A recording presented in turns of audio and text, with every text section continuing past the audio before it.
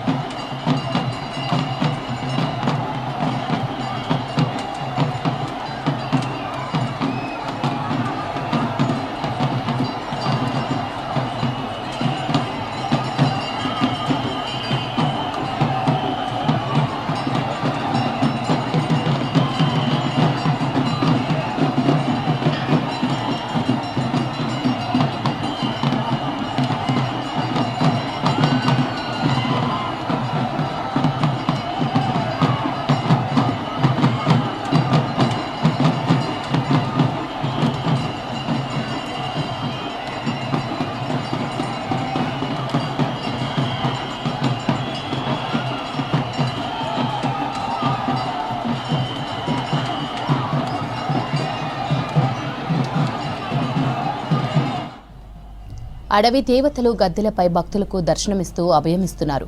రాత్రి మేడారంలోని గద్దెల మీదకు చేరుకుంది సమ్మక్క సారలమ్మ. పగిడిద్దరాజు గోవిందరాజు సమేతంగా భక్తుల పూజలు అందుకుంటోంది సమ్మక్క. వన దేవతలంతా ఒకే దగ్గర కొలువు తీరిన అద్భుత ఘట్టాన్ని కనులారా తిలకించి తరిస్తున్నారు భక్తజనం. అమ్మల దర్శనానికి లక్షలాదిగా భక్తులు తరలి వస్తున్నారు. రేపు సాయంత్రం వరకు గద్దెలపై దర్శనమివ్వనున్నారు అమ్మవార్లు. ప్రత్యేక పూజల తర్వాత తిరిగి వన ప్రవేశం చేయనున్నారు.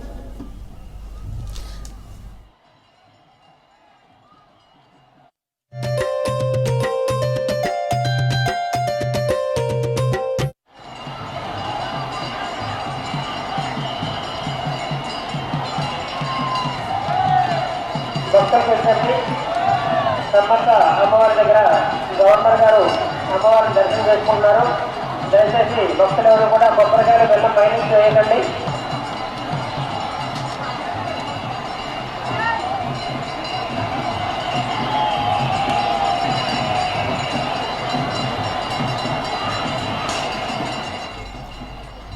ఇరవై 28న పగిడిద్దరాజు గోవిందరాజు సారలమ్మ గద్దెపైకి చేరగా రాత్రి చిలకలగుట్ట నుంచి సమ్మక్క తల్లి గద్దెపైకి చేరింది. దీంతో అందరూ గద్దెలపై కొలువుదీరారు. ప్రపంచంలోనే అతిపెద్ద గిరిజన జాతర అయిన మేడారం సమ్మక్క సారక్క జాతరలో భక్తులకు ఎలాంటి ఇబ్బందులు కలగకుండా ఈసారి అన్ని ఏర్పాట్లు చేసింది ప్రభుత్వం. కోట్లాది మంది భక్తులు వనదేవతలను దర్శించుకునేందుకు వస్తున్నారు. తెలంగాణ ప్రభుత్వం మేడారం జాతరకు 4000 ప్రత్యేక బస్సులను ఏర్పాటు చేసింది. అమ్మవారిని సులభంగా దర్శనం చేసుకొని మీ యొక్క మొక్కలు చెల్లించుకోవాల్సిందిగా తెలియజేస్తున్నాం.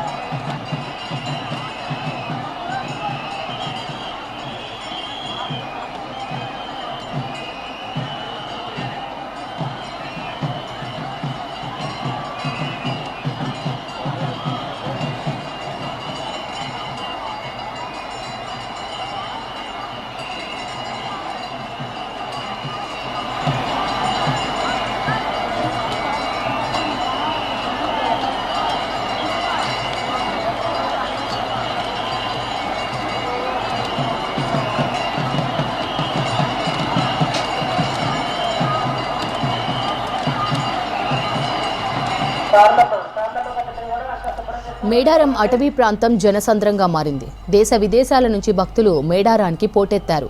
జాతరకు వచ్చి సమ్మక్క సారలమ్మలను దర్శించుకున్నారు British deputy high commissioner Gareth Wynn Owen. మంత్రి సీతక్క దగ్గరుండి ఆయనకు దర్శనం చేయించారు. అమ్మవార్ల గద్దెల దగ్గర ప్రత్యేక పూజలు చేశారు. అంతకుముందు తులాభారం వేసి నిలువెత్తు బంగారం ఇచ్చారు British deputy high commissioner Gareth Wynn Owen. ఆ తర్వాత మేడారం జాతర విశిష్టత, జాతర ఏర్పాట్లను వివరించారు మంత్రి సీతక్క. కార్యక్రమంలో ములుగు జిల్లా కలెక్టర్, ఎస్పీ, ఉన్నతాధికారులు పాల్గొన్నారు.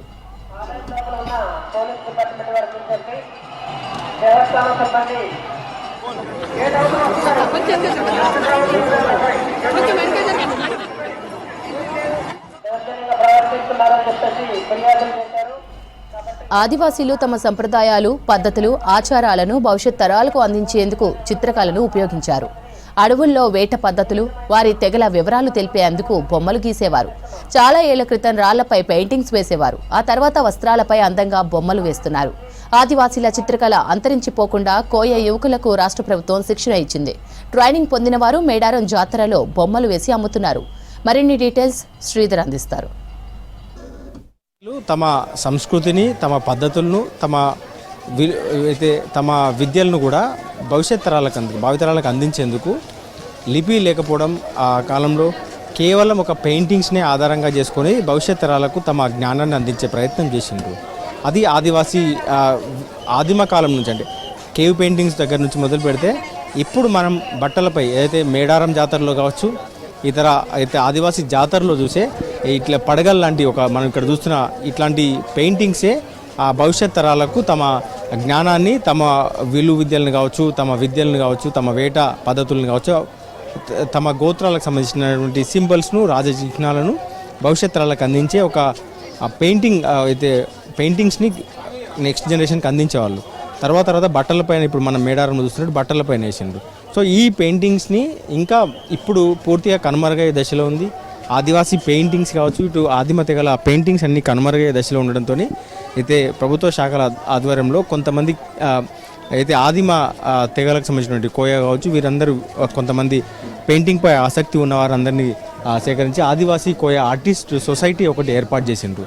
సో ట్రైబల్ వెల్ఫేర్ డిపార్ట్మెంట్ ఆధ్వర్యంలో తెలంగాణ ప్రభుత్వం ఇటు ఏటూరు నాగారం వారి అయితే ఏర్పాటు చేసిన ఈ ఆర్టిస్ట్ అసోసియేషన్ ఆదివాసీ కల్చర్ను అయితే కాపాడే ప్రయత్నం చేస్తున్నారు. సో వారితో మాట్లాడదాము.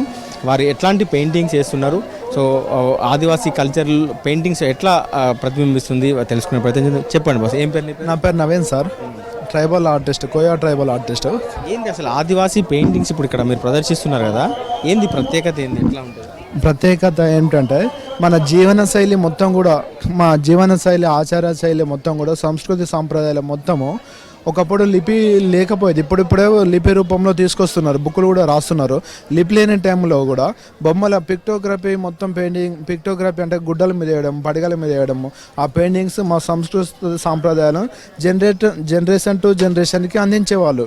అలా అందించే వాళ్ళు ఉన్నప్పటికీ కూడా స్టోరీ తెలియదు కదా, ఆ స్టోరీ అందరికీ తెలియదు. కాబట్టి రానున్న టైంలలో ట్రైబల్ డిపార్ట్మెంట్ వాళ్ళు వీళ్ళు లిపలేదు, ఈ స్టోరీ కూడా చెప్పేవాళ్ళు లేరని వీటిని ఏదో పెయింటింగ్ రూపంలో తీసుకొచ్చి వాళ్ళ జనరేషన్ టు జనరేషన్ పెయింటింగ్ రూపంలో అందించి దీనివల్ల జీవనోపాధి కలిగించాలని మాకు వర్క్షాప్ ఇచ్చేవాళ్ళు. 2015 నుంచి వర్క్షాప్ ఇచ్చి దాని ద్వారా ట్రైబల్స్ అందరు కూడా గోండు, నాయక్పోడు, కోయ వాళ్ళకు ఇచ్చేసి వర్క్ షాప్ ఇచ్చి మాకు జీవనోపాధి కలిగిస్తున్నారు. ఇప్ప చెట్టు పెయింటింగ్ చేసాం సార్. ఇప్పుడు ఇక్కడ ఉన్న పెయింటింగ్ ఇప్ప చెట్టు పెయింటింగ్ వేసాము. దాని ఇప్ప చెట్టు అనగానే కోయ జాతి వాళ్ళు కానీ, కోయ జాతి వాళ్ళు అందరూ, కోయ జాతి వాళ్ళు, గోండు వాళ్ళు చాలా ఆరాధిస్తారు. ఎందుకు ఆరాధిస్తారు అంటే అవి ఇప్పకాయలు ఉంటాయి సార్. ఇప్పకాయల ద్వారా, ఇప్ప నూనె ద్వారా, నూనెలు లేని టైంలో ఇప్ప నూనెని తీసుకొచ్చి గాండు మొద్దు మీద ఇప్ప నూనె తీసి వంటలు ఉండేవాళ్ళు. దానివల్ల ఎలాంటి రోగాలు లేకుండా యాంటీబయాటిక్స్ పనిచేసి ఒక్కొక్కరు 100 సంవత్సరాలు బతికేవాళ్ళు. దీనివల్ల ఈ ఇప్పకాయల వల్ల ఈ చెట్లలో ఏ చెట్టుని చేసినా కూడా, పోడు వ్యవసాయం చేసినా, ఏది చేసినప్పుడు కూడా ఆ పోడు వ్యవసాయంలో ప్రతి చేనులో కూడా చెట్లు ఉండేటట్టు ఉండి వాటిని ఆరాధిస్తారు. ఎందుకంటే అవి స్వచ్ఛమైన ఆక్సిజన్ ఇస్తాయి, మళ్ళీ ఇప్పకాయలు ఇస్తాయి. దాని ద్వారా మా దేవతలను ఎలాంటి కల్తీ లేని కళ్ళు తయారు చేసి దేవతలకు ఆరాధిస్తారు. దాని ద్వారా ప్రజలందరూ కూడా, జీవ సమాజం కూడా, మా కోయ జాతి సమాజం కూడా అందరూ బాగుండాలని కోరుకుంటారు, పూజిస్తారు. కుంకుడుకాయ చెట్టు అంటాం సార్ దీన్ని. ఈ కుంకుడుకాయ చెట్టు ప్రత్యేకత ఏంటంటే సబ్బులు లేని టైంలో, షాంపూలు లేని టైంలో కుంకుడుకాయలను తీసి డైరెక్ట్గా తలకు పెట్టడం వల్ల 70 సంవత్సరాలు వచ్చినాయి, 80 సంవత్సరాలు వచ్చినప్పుడు కూడా అప్పుడు ఎలాంటి తెల్ల వెంట్రుకలు అనేటివి లేకపోయాయి, రాకుండా ఉండదు. ఇప్పుడు షాంపూలు వాడడం వల్ల ప్రతి దాంట్లో అంటే రసాయనాలు వాడుతున్నారు కదా, కెమికల్స్ వాడడం వల్ల 30 సంవత్సరాలకి, 20 సంవత్సరాలకి కెమికల్స్ మన జుట్టులో కలిగిపోయి ఎంబడే తెల్లెంటుకలు వస్తున్నాయి. నాణ్యత లేదు దీంట్లో. 100% నాణ్యత షాంపూల రూపంలో కానీ, సబ్బుల రూపంలో కానీ నాణ్యత ఉండి ఎక్కువ సంవత్సరాలు మన్నిక ఉంటాయి బట్టలు, హెయిర్ కూడా ఎక్కువ రోజులు తెల్లబడకుండా ఉంటాయి సార్. ఈ నాలెడ్జ్ని పెయింటింగ్స్ ద్వారా మీరు మీకు సంబంధించిన పూర్వీకులు మీ నెక్స్ట్ జనరేషన్ ఈ కళను వాడుకున్నారు. ఈ కళను వాడుతూ ఈ పెయింటింగ్ ద్వారా జనరేషన్స్ మా జనరేషనే కాకుండా వచ్చే జనరేషన్స్ కూడా బొమ్మల రూపంలో చిత్ర రూపంలో వాళ్ళకి అందిస్తున్నాం అన్నట్టు మా జనరేషన్కి పెయింటింగ్ ద్వారా. మీరు చెప్పండి ఎంతమంది ఉన్నారు ఇట్లాంటి కళాకారులు? ఇప్పుడు ఇందాక వచ్చినప్పుడు కూడా మీరు ఏదో పెయింటింగ్ వేస్తున్నారు. ఏం పెయింటింగ్ ఇది?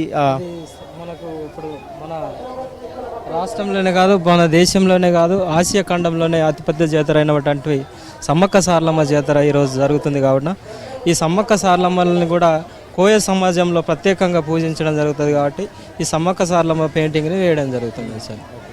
ఇప్పుడు ఇక్కడ చాలా పెయింటింగ్స్ ఉన్నాయి. ఇప్పుడు ఒక్కొక్కటి అంటే ఒక్కొక్క ఆచారాన్ని కావచ్చు, ఒక్కొక్క పద్ధతిని తెలిపే పెయింటింగ్స్ ఉన్నాయి కదా. ఇది ఇప్పుడు ఇక్కడ మనం చూస్తే ఈ పెయింటింగ్ ఏం చూపిస్తుంది? ఇప్పుడు మీరు ఇక్కడ ఈ పెయింటింగ్ని చూసినట్టయితే ఒకప్పుడు ఆదివాసీ సమాజంలో అక్కడ ఉన్నటువంటి అడవుల్లో జీవించే క్రమంలో వారికి మరి ఒక ఎద్దులను కట్టేయడానికి, ఆవులను కట్టేయడానికి కానీ, మరి వాళ్ళు బెడ్ని తయారు చేసుకోవడానికి, మంచాలు తయారు చేసుకోవడానికి నైలాన్ తాళ్ళు లేని క్రమంలో మరి అక్కడ ఉన్నటువంటి అడవిలో దొరికేటటువంటి వివిధ రకాలైనటువంటి నారల ద్వారా మరి మంచాలు తయారు చేసుకోవడం కావచ్చు, అదేవిధంగా ఆవులను కట్టేసుకోవడానికి, కన్నెలు తయారు చేసుకోవడానికి ఈ యొక్క నారని సేకరించి మరి ఆ విధంగా ఆవులకు కట్టేయడానికి తాళ్ళను ఉపయోగించేది.